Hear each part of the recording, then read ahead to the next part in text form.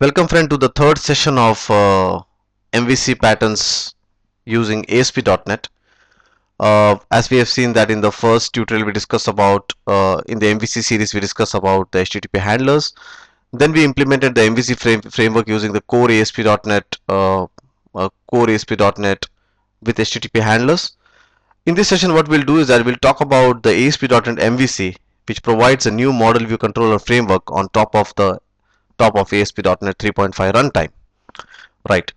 So what we'll do is that we'll try to implement the same thing which we discussed in a previous session. So basically we'll try to implement something like this. So if a user clicks on home, he should see a home.aspx page. If the user sends an action saying okay, he wants to view customer without sales, he should see a customer without sales data. And if he says okay, he wants to see with sales, then he will see a with sales data. So basically we have three actions, right? That means three controllers probably, and we have three views and one data model, right?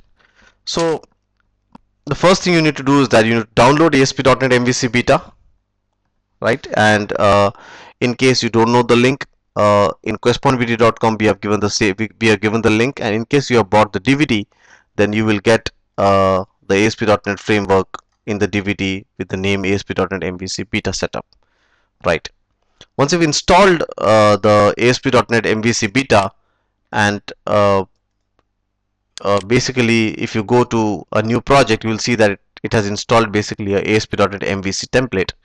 That means it has installed a Visual Studio template. Now if you create a project using this Visual Studio template, it will create the basic structure on which you can build your ASP.NET. You can build your MVC using ASP.NET, right? So you can see that basically it has created the very three important folders for us. One for the controllers, where you can add your controller code, one for the models which will actually connect to the data, and the another one the view. So as we discussed in our requirement that we'll need three views, as we discussed that in our requirement that we'll need three views over here. One view is the home, the other view is without sales, and the third view is with sales. So basically I have created three ASPX files here. One is a without sales, one is a with sales, and one is our home.aspx, right? Now what I've done is that I've created two controllers, basically two controller classes, and one controller class is the customer controller class, which will basically redirect to the customer views, that is view customer without sales and view customer with sales, while the home controller will redirect me to the home.aspx. Now in the customer controller.cs, the first thing what happens is, and one more point here, is that you can add, if you want to add a view in the ASP.NET MVC, if you click on add new item, you can see that there is a MVC view page. So basically this helps you to add a MVC view, and if you want to add a controller, you can use the MVC controller class. So in this way it gives you ready-made templates by which you can increase your development speed, or you can be more productive, right? One of the important point to be noted about the view page of MVC, ASP.NET MVC, is that it inherits from the view page base class, right? And the controller basically inherits from the controller base class, right? So we have defined a controller customer, right? And in the customer I have defined in the controller I have defined two actions which it will take care. One is it will take care of view customer without sales, and one is it will take care of view customer with sales, right? So when anybody calls view customer with sales, what will happen is it will first call the CLS customer, that is the model. You can see that in the model I have just kept the same simple class which we discussed in the previous video.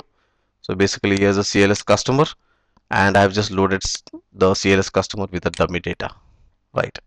So in the customer controller class, basically when somebody hits saying, or somebody initiates action saying that he wants to view customer without sales, the first thing the controller does is it basically creates the model, loads it, then it pushes this data to a view data which is basically used to pass the data from the controller to the view, So now if I go to the view sales with ASP, if you go to the behind code of view customer without sales, you will see that you can get the data from the view data. So what has happened is from the controller, that is from the customer controller, the data is now passed over here, and I have typecasted it, and I have binded it up with the data grid, right? In the same way, view customer with sales, load the customer, push the data in the view data, and then uh, just return the view to the end user, right? And same way for home controller, there is no data as such, so I'm just saying return view. Now there is a naming convention which is followed here, or we can say the routing policies which are defined here. And this routing policies are basically defining the global.asx file. So what it says is that when anybody wants to initiate action, the the format should be something like this. The first is the name of the application, the second is the controller name.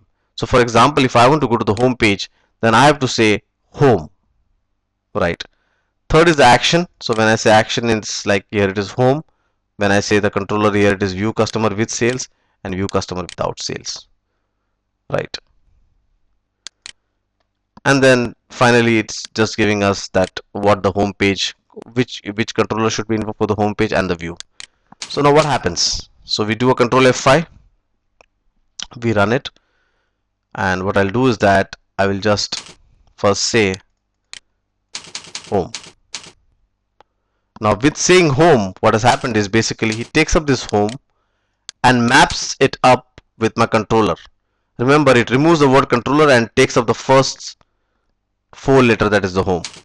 Now if I click on without sales, right, so you can see that it has taken the customer and here it is customer controller. So it removes the controller and it maps this action customer to the customer controller dot class. Then it says, okay, what is he asking in the customer?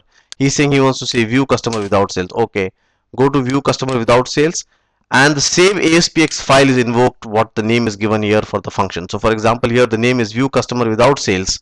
You will see that the file name here also, or the view name here also, is view customer without sales. So it is a 1:1 mapping between the view defined in the controller and the actual view, that is the ASPX file. So in this way it is mapping this the view name, or I'll say the function names in the controller class with the actual ASPX. So now if I say view customer without sales and view customer with sales, depending on that it actually fires. So you can see that here view customer with sales, it has redirected to the proper view, right? So what happens is, so basically, for example, if anybody is hitting view customer without sales, so he will be basically hitting view customer without sales dot ASPX. If he is hitting view customer with sales, the action, he will be basically hitting the view customer with sales ASPX file. So in this way, the controller function names or the action names are basically actually mapping to physical files. So now if you see that, if you run it, customer with sales, customer without sales, right? So you can see that how, depending on the action, it is actually mapping to the UI. Actually over here it's a bit wrong because I'm saying without sales and it is showing me a wrong data, but it's just a sample. Don't take it that it's a defect or something. It's just a sample which I've made here. So basically, depending on the action, it is invoking the view.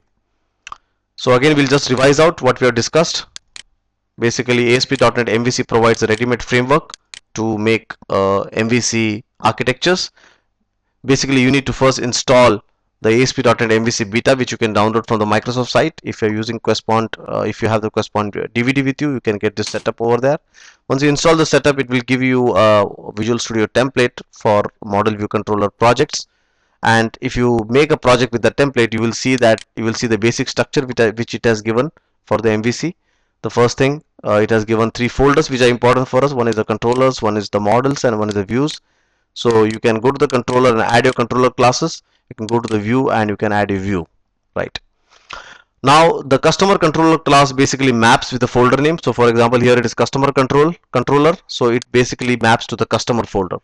And inside the controller, the actions basically map to the file name. So for example, if it is view customer without sales, it basically maps to view customer without sales.aspx. And if it is view customer with sales, it maps to view customer with sales.aspx. And same holds true for home. So you can see that the home, and here it is home.aspx. So what it says is that in the home directory, you search for home.aspx. Here is it the view of the way it is managed is, say, okay, in the customer directory, so that is this, and somebody is initiating action view customer without sales, go and call the view customer without sales.aspx. So take this data, send it to the view and load the view. Right now, just to stress out the point, or the final point which I want to stress out, is that as we know that the customer class name basically maps with the folder, and the function names inside it maps with the aspx file. All this, the routing format is defined in the global.aspx file. So you can see that, okay, the default is nothing but your application, the controller is nothing but this is the front name of leaving the controller word, action is nothing but the methods inside it, and id is nothing but if you want to see a specific record. For example, you have customer and you want to say, okay, I want to see customer 1001, so you can probably give id as a query string and it will just display it out. So basically the routing, the way the routing format is defined in the global.a6 file. So you can change this, in order to implement something custom. So I hope that this session was useful, and I hope that you will use MVC in your project. One of the very important thing to be noted is that don't get again carried away with design patterns or MVC or anything. Right? See that what your project needs. If your project needs something like this, where it wants to decouple the UI from its states, from its data, from its process, or from its actions, then probably model view control is the best action for best architecture for it. But that's again relative. I hope that this session was useful, and see you in the next coming sessions.